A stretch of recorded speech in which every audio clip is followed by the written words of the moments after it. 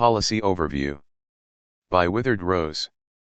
Given this blog's new tagline, Postmodern Traditionalism, Policy, and Criticism, I thought it be convenient to have a central hub for all the policies I propose. As I propose more, this page will be edited. 1.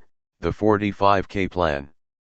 For proper education teaching virtue and the love of God, let the state funds allotted to students for public education be given to families so they can then use those funds to either homeschool their children or enroll them in a private or charter school. On average this amounts to $15,000 a year per student, and on average this is higher than the tuition of private school. No new taxes are needed, as this money is already in the system, but will just be distributed differently. Each generation moves further to the left because each generation the public schools moves further to the left.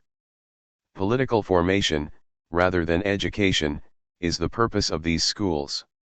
Should the public education system be gutted, and its resources being funneled to private, charter, and home schools, then the leftward shift will be, at the very least, halted. 2. Strong borders through strong economies. For the security of our border, let a. The border wall be finished, b. Have more troops deployed, c.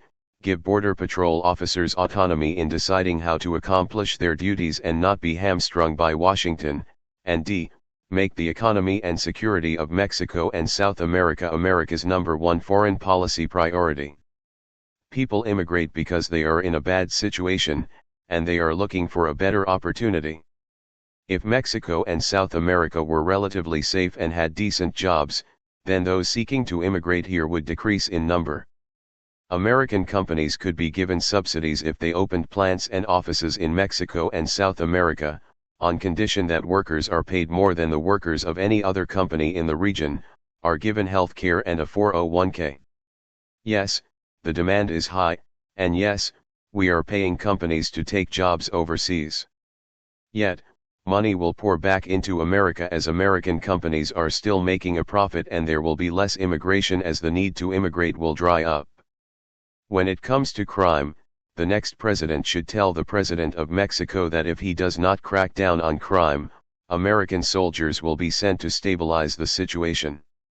Chances are crime will simply go behind the curtain, but as long as the average Mexican does not have to worry about being shot, then the goal is accomplished. 3. The Mom and Pop Subsidy.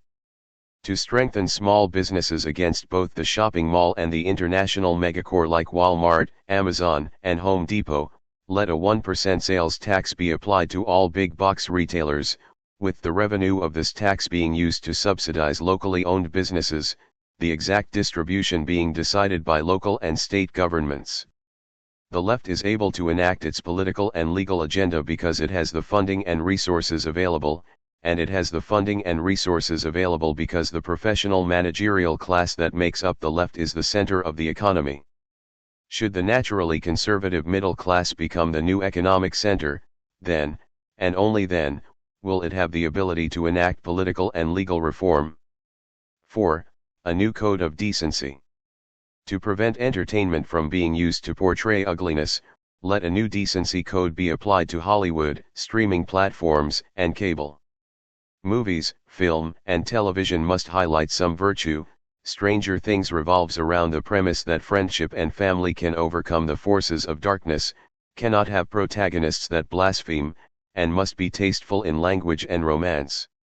As for the last two, I do not wish to eliminate all cursing or never to see a kiss on screen, but we eat fries with ketchup, not ketchup with fries.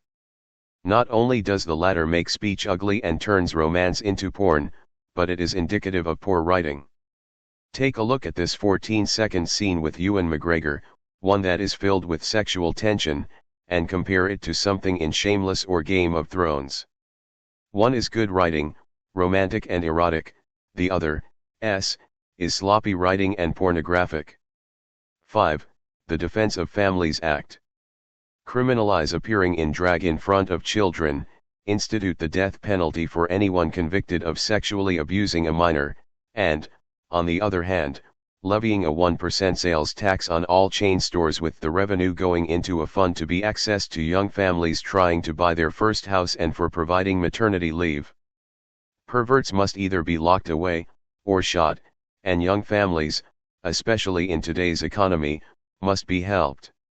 We will punish you if you try and hurt the family, but we will do all that we can to help you if you are a struggling family. We could even forgive all student debt for mothers upon them having their third child.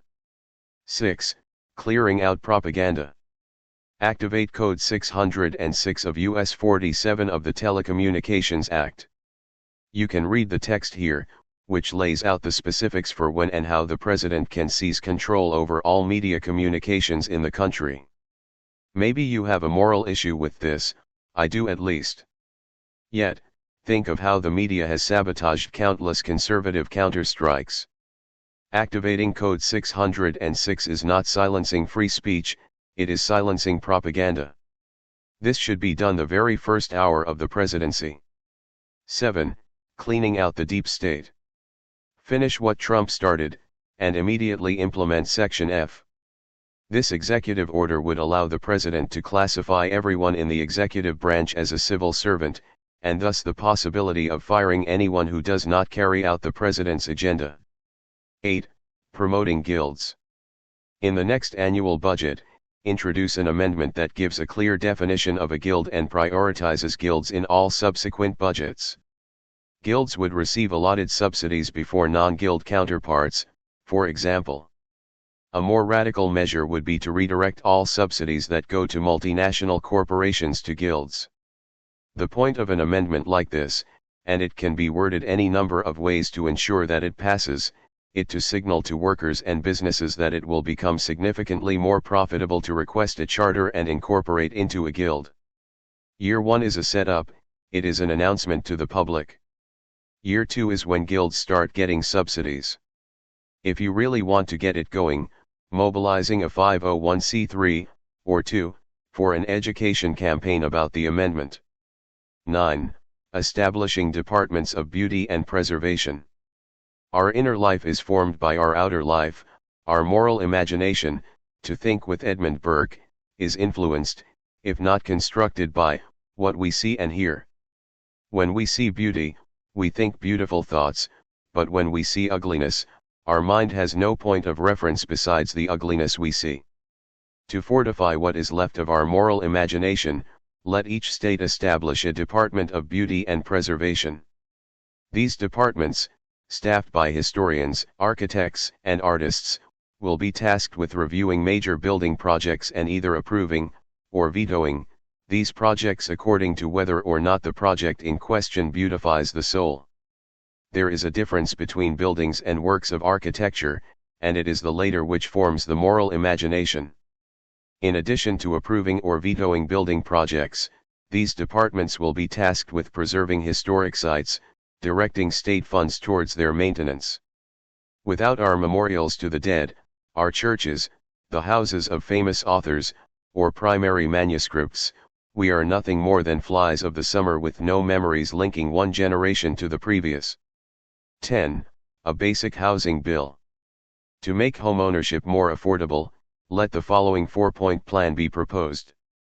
Expanding access to mortgage financing. One of the main barriers to home ownership for middle-class families is the difficulty of obtaining a mortgage. Policymakers could expand access to mortgage financing by increasing the availability of government-backed mortgage programs, such as FHA loans, or by providing financial assistance to first-time homebuyers. These programs will be available only to those persons who have a strong record of employment, no criminal record, and are married with at least one child. This is to specifically target young families, who are the most disadvantaged when it comes to home ownership, but who, should they achieve home ownership, will give the most back to their communities. Providing property tax relief. High property taxes can make it difficult for middle-class families to afford the costs of home ownership. Policymakers could provide property tax relief by increasing the availability of property tax credits or by implementing caps on property tax rates. Let the same qualifications present in point 1 be applied here. Promoting the development of affordable housing. Increasing the supply of affordable housing can help lower home prices and make homeownership more accessible to middle-class families. Policymakers could incentivize the development of affordable housing through tax credits, grants, or other financial incentives. Let the same qualifications present in point 1 be applied here. Reducing regulations on housing construction, easing regulatory barriers to housing construction, such as zoning laws or building codes, can help lower the cost of building new homes and make them more affordable for middle-class families.